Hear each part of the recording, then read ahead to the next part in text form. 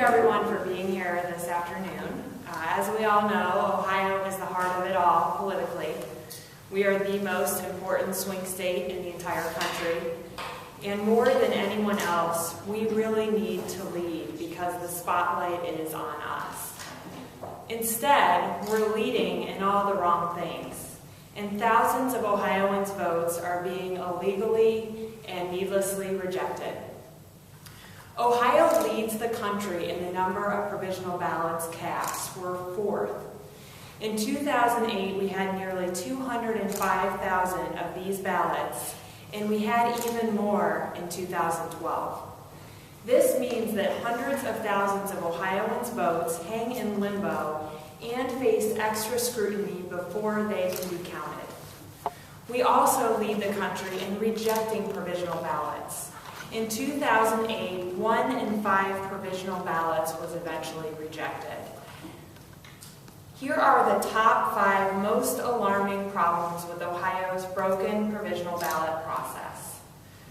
First, Ohio is breaking numerous federal laws. First, we're breaking the National Voter Registration Act, which was passed into federal law in 1993.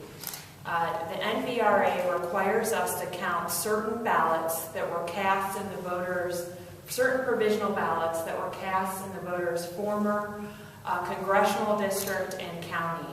If they were cast in the wrong polling place, those ballots are still required to be counted by federal law. We also recently found a provision of the Civil Rights Act, which requires that no ballot can be thrown out because of a simple paperwork mistake made by a poll worker. That's a different provision of federal law. I have not contacted Secretary Husted yet about that, but that is in the Civil Rights Act. A second alarming problem with Ohio's provisional ballot process. Ohio is considering poll worker error haphazardly, violating voters' rights to equal protection under our laws.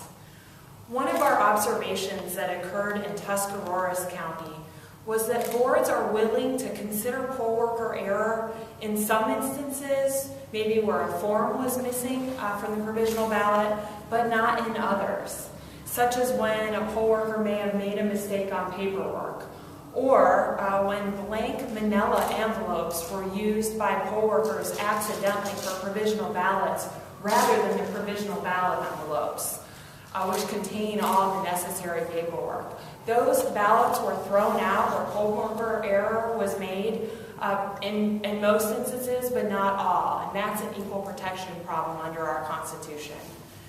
Third, Ohio is assuming voters are not registered and wrongly rejecting their ballots. A large category of provisional ballots in Ohio that are eventually rejected are because a voter is not registered. But we need to be looking into that more carefully. We know of many instances where these voters are actually registered.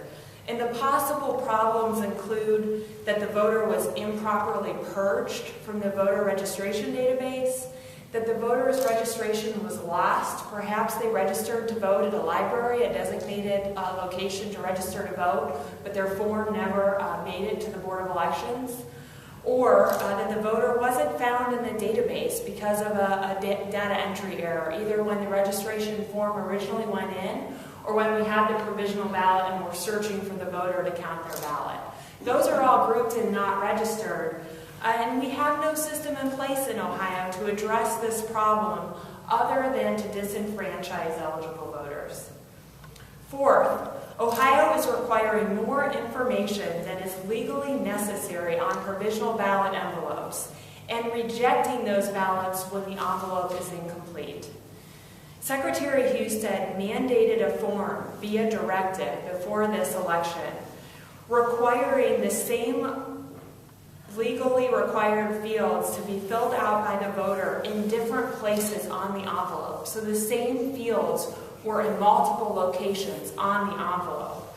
So they had to fill out the same info in 2 different places or their ballot gets thrown out. Why the extra requirements? Again, ballots are being rejected wrongly in this case. Fifth, Ohio is withholding public records. So these provisional ballot disputes cannot be discussed and resolved in a timely and orderly fashion. This violates Ohio's public records laws, and it pretty much forces us into costly litigation.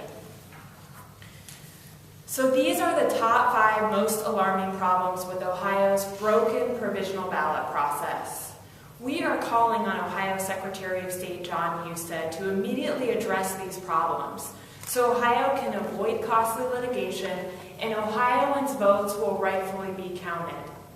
Provisional ballots are also determining the outcome of 2 House races and whether the Republicans have successfully gerrymandered themselves into a supermajority despite losing the statewide popular vote.